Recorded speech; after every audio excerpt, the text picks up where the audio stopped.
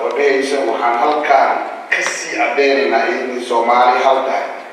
سومالي هل تاي عم قيمي كريم مركا please Hassan welcome to the podium قضبك سجيا وحن بلاوينا citizenship كان يسمع شكل كوادين بلاوينا ميسي السجع مرينا إنه يا سكر دي مستعدين ما تكون حلا declaration كان الناس كلام Yeah, exactly. Yeah. هذا الشيء هو حسن please. Okay.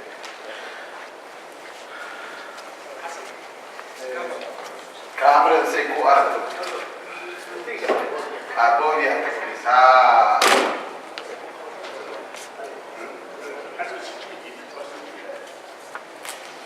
qofkii doonaya inuu ra'yigiisa dhiibto ama hadal hordhaca ama maaragtay goldhiga ama comments oodiyaha ayuu tegayaa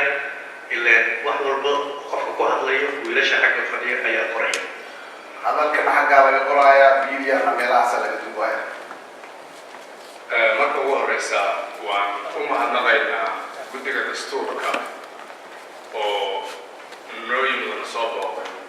runtiina ay tahay annaga inoo tahay privilege sababtu waxa weeyaan waxaan maqlaynaa dastuur baa la qorayaa oo Soomaaliya loo qorayaa haddii marka intii naloo keenay halkaan fikraddiina diinta runtii waan ku mahadnaqaynaa cid kasta oo fikraddaas iska lahayd midda labaad citizenship marka laga hadlo anugu nin Soomaaliya ku koray baan ahay Soomaaliyana waan ka shaqeeyay haddana nin Maraykan ah oo citizenship Maraykan haysta laakiin waxaa jira qaab citizenka lagu noqdo sababtu waxa weeyaan waddanku marka ugu horeysa markii uu citizenship qofka siinayo waa in dowladdu jirtaa oo immigration jira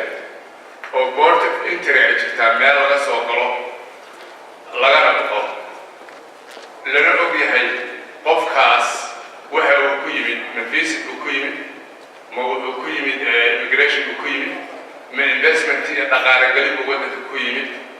ma persecution iyo dil la dilayo uu waddanka ku yimid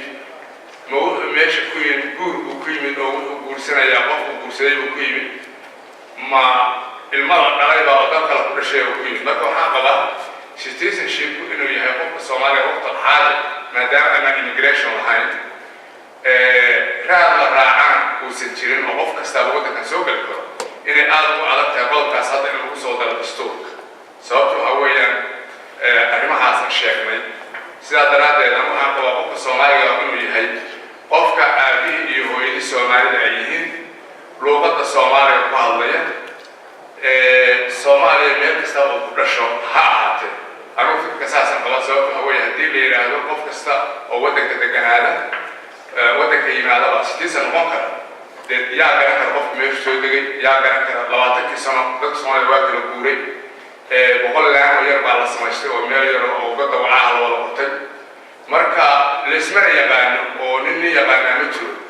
marka haddii qof walba uu kala garay Soomaaliya waa cadaan imaanaysa in la waayaba Soomaaliya oo ay dad kale meesha soo buuxiyaan marka anigu saas qabaa midda labaad haddii wiil 8 jir laga helo xam oo la yiraahdo maxaa la waa Soomaali de kullu 8 jir aan aabiyo hooyo midna wada dad anaga u baahan marka wax dhibo taas ay leedahay wacdo laakiin waxaan qabaa in la helo dawlad xoog leh oo immigration leh oo board of entry leh oo dadka raaci karta qofku markuu soo galay iyo marka uu ka baxay inta sano uu joogay yaa garan kara qofka Soomaaliga intuu joogo hadduu Hargeysa ku noolaa 5 sano ama Xamar ku noolaa ama Baydhabo ku noolaa yaa garanay marka anigu waxaan qabaa fikirkeygu in qodobkaas dastuurka dib loogu dhigo intii la helayo dowlad hanan karta in ay awood u yeelato inay kala garato dadka Soomaalida oo Soomaaliga ay leeyahay loo soo saari karo oo voluntary kala lahaan jiray maxaa jiro social security dadka loo sameeyo oo dadka Soomaaliya la tiriyo oo ka bacdi markaas oo aan la dhihi karaa qofkana waxa loo sameeyo laakiin dadka Soomaaliya qofna uusan ID lahayn qofna uusan driver license lahayn qofna uusan meel degan address lahayn anigu waxaan arkaa kaas qodobkaas inuu qodob adag yahay waad mahadsantihiin yaa ku tirsanay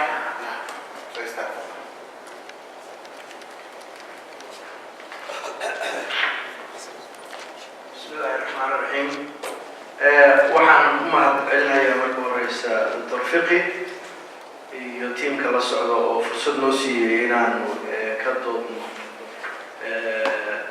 the drafting of proposed constitution. Anoo kolley ku soo noqon doono dooda sida hadda igu masaaracdo. Aan ku hormaro qodobkan citizenshipka. Historically, arrinta ah qofku inuu citizenship helo waa yani waxay lahayd roots badan bay lahayd markaan qofku citizen ahayna wuxuu ahaa subject for example boqorradu qofku yani kingska iyo boqorradu markay dadka waxay u ahaayeen yani dadku waa subject u ahaa fikradan waxaan qabaa citizenshipka waa nidaam modern ah waa nidaam filayno ku fadhiyo arrin dhaqaale inuu ku fadhiyo oo mararka qaarkood aan geli karin innagu habkii aan inu ahayn yani mabaadi baynu ahayn citizenship issuegeedu runtii issue weyn oo ina ciyaarsiiya ma ahayn dadku qabaa'ilay u kala duganayeen markii dambena waa tii hadday gumaysku markuu soo galaayay dadka qabaa'il baa loo qaybsado looma qaybsan ethnicity looma qaybsan yani ethnic Somaliland looma qaybsan haddaad fiirsan history dadkii gumaysiga ahaa yani qabiilka hawiye la yidhaaha qabiilka daalo la yidhaaha yani qabiilka isaaq la yidhaaha haraac qabiilka ciise la yidhaaha saas afrika loo qaybsan fulaniga yani qabsano xawsaha qabso laakiin wax entity la yidhaha wada la yidhaha ma jirin ana waxaan qabaa inaan markaa laba mid doorano ma waxaynu focus garaynaa economic side oo citizenshipku uu leeyahay yani annaga maraykanku markuna siinayo citizenship ama dalal ay bixinayo citizenship of course factor dhaqaale I don't think inuu rabo inuu jiinkiisa iyo ilmihiisa iyo reerkiisa inuu qaso qofuusa aqoonin binaadamka waa yani waxay ku tahay waa alien waa idea laakiin modernity waxay keentay in wixii laga dhaxarko la yidhaaho okay يعني ما بعرف وحيد ولا إيشو أو غدا هي بعمر شيء ديري أو شيء أو شيء إيشو كنا يسمعه. يوم فكرة ورنا يسمى ethnicity كا إسر كان يلعبنا وpurity كان يلعبنا عشان ده هو بقى إسرائيل بقى كم ده nothing wrong with that. وحن في ليا سعود يقول إنه صدق generation يكون بحياة citizenship generation بقى. ما قالوا number of years or 5 years. أنا وانكتي رنتي عمان قانون كيو وشهادوين سلام كيغات مريكا دراسات بدون السمية اللي بزمية دلك سويسرلاند اللي لها وحو حروقات citizenship number of generation 7 generation وقفوا هاي بزمية 7 generation واحدة يعني بقول سنة ولا بقول سنة مصدق بقول سنة horta aan uma qabo marka qof ahaan citizenshipka Soomaalida inagoo mandiqad culus degan oo concern historic la leenahay waxyaabo badan dalkan si loo danaynayo inaan loo facilitate gareyn waa qabaa citizenshipka si easy I don't know methodka lagu qaadan karo لكن culture كاس unique وقف الصومالي إلى كفيرنا. I don't think in a practical economically citizenship واحد ممكن يقرين يعني the foreseen future. I don't think in a potential لنا ده بهنا هاي مركو بهنا ما بعوض.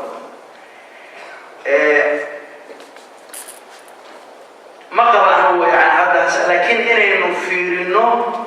ما وحين راعنا إسر كان إنه نوع الصومالي نوع فكر بس وحين إنه قال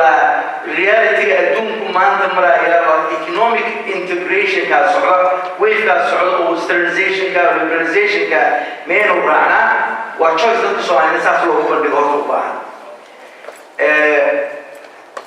تن المعنى شيء أيضاً وحنا كورن لها مرجع إنه نقول إنه دين الإسلام هي نقطة هي cultural سير الواحد يجرى في التعصب I don't think inay Soomaalida ku cusbay ilmo la helay sida hada yani dalkeena bacdana dal qodana noqdo inoo badan oo yani problem badan oo ilmo dhashay la arkay si kasta ku dhacday taas Soomaalida waa ka jirtay yani qabaa'iladu waa ka jirtay waxay oran jireen yani wiilkii laga dhaxo wala korin jiray yani humanity أنا أقدر أنا عن تاس الماء إن سفر وعن يعني humanistic ناعي إن ليلا المية ولا هاي citizenship كان بدي ورم كل شيء يتريان على لي humanist على لي إن ندود بقولين لكن يعني ويف كفراع ومن لماذا كفراع وبعد كلام الإسلام هاي وقصة المقدمة ناس سداس إيو سعد مع السلامة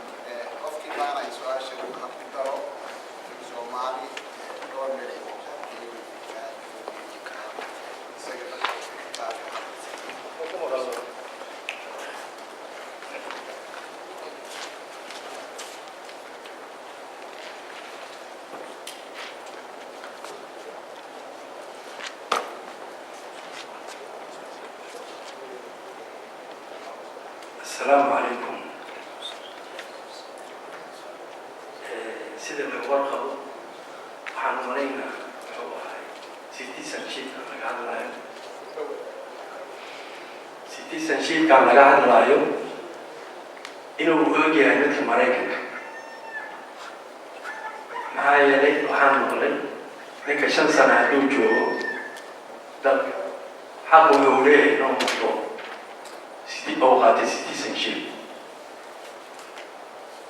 لكن waxaan u sheegaa Mareykanka waa dawlad xoog badan waay immigration ay leedahay xuduudeeda marka la soo galayo waa og tahay ninka imaanaya waa taqaana waqtigu joogo waa taqaana marka runta markii laga hadlo ninkaas markuu 5 sano dhameysto hadduu dambi lahayn uu qaadan karaa citizenship laakiin dalka Soomaaliya وكجديسية وكل دستور كي باباي شرعية بابين مركز تلقى جلاي إتكست جوتو نكست باسبور كسومالي ده هذا معيو وده هاي دي بده وريجا يقولي أنا كسيتي سومالي أنا هاي وقعدتني ما كبرت سنايو وحاسبنا مواجهة مركب وحلو ده هاي أريد أن citizenship كأنه دبلوماسي هاي أنتي دولة إيك اسمه oo xafiisyo anagraf sameysanayo oo dadkii la tirakoobayo oo dadka immigrationka naftiisa uu leeyahay sharci gooni uu leeyahay shuruucda immigrationka la sameeyo markii waxa soo dhan la isku dabalido ay fiican tahay in arrintan laga hadlo aniga sida yeelata maxaa yeelay dalka uu baabacsan yahay control ma jiro meeshan Ethiopia lagu dhigan inta Soomaaliya Kenya lagu dhigan meel kasta laga soo gali karaa dalka waa la buuxaa Soomaaliyeedna ma aha marka arrintaas waxaan qabaa laga fiirsado citizenship ilmaha la leeyahay markii meesha laga qaado citizenship ay noqonayeen waxaa dhici karta dadka sheega inay dhaleen aduu hadii ilmo badan soo dhigo citizenship ay dhigtaan dalkii waa si kor u soo baxay marka aniga tabaan waxaan qabaa citizenship ayaa lagu tegay intii dawladdu xoog badan ka dhismaydo dalka shuruucdiisa soo noqonaydo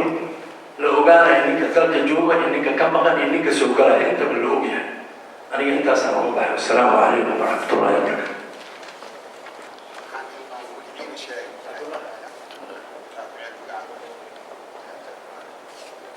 magacayga waa Cabdullaahi Cabdi Axmed Camalo assalaamu calaykum waraxmatullaahi